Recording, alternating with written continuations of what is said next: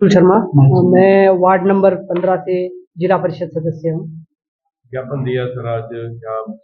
आज हमारी जो मांग थी वह इस विषय को लेकर थी कि सेब सीजन शुरू होने वाला है और प्रशासन की जो तैयारियां है सेब सीजन को लेकर पूरी नहीं है। हालांकि यहाँ पर एक प्रशासनिक बैठक भी हुई थी डीसी साहब की अध्यक्षता में, लेकिन जो आज भी रोड्स की स्थिति है, स्पेशली जो मेरे वार्ड से सेब आता है उसमें जो करगोली नाला से देहा वाला पैच है वो पिछले 5-6 सालों से जो मुख्य मार्ग है वो मेटल नहीं हुआ। लिंक रोड वहाँ बार बार टूटता रहता है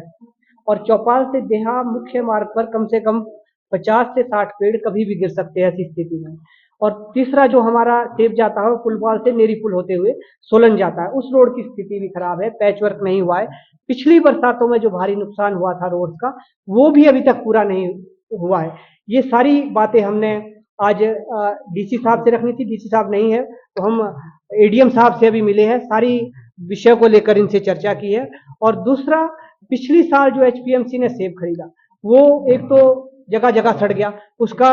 पूरी तरह से आज तक भी ऐसी स्थिति है सड़कों में जहां हर कहीं फेंका दुर्गंध आज तक उससे उठती है। तो हमने ये सजेशन दी कि जो और एजेंसी है हिमफेड भी सेब खरीदे, एचपीएमसी खरीदे और पिछले 1 साल से पेमेंट्स हमारे किसान बागवानों को सेब की एचपीएमसी ने नहीं की है, वो पेमेंट्स ली जाए। दूसरा, आड़तियों को भी डायरेक्शन दी जाए, एक तो बिना लाइसेंस धारक कोई भी सेब ना खरीदे। दूसरा, आड़तियों को ये डायरेक्शन हो कि 15 दिनों के अंदर जो है हमारे किसान बागवानों की सेब की पेमेंट्स भी दी जाए। दूसरा एक सजेशन हमने सरकार को दिया कि सबसे ज्यादा जो सेब बरसातों के कारण फंस जाता है वो पंचायतों में फंसता है, जो हमारे संपर्क मार्ग है, जो लिंक रोड है उसके टूटने के कारण फंसता है। और जो हमारे डिविजन है पीडब्ल्यूडी के उसमें 1 या 2 मशीन है और एकदम से जब बरसात की स्थिति होती है तो वो प्रशासन जो लिंक रोड है उनको खोलने में नाकामयाब रहता है और हर गांव के अंदर 5-7 हजार पेटी सेब की होती है। तो उसके लिए हमने प्रशासन से कहा कि अगर आप स्पेशली पहले ही पंचायत प्रधानों को कुछ फंड इशू कर देते हैं एनडीआरएफ का या जो भी इनके पास पैसा आता है एसडीआरएफ का,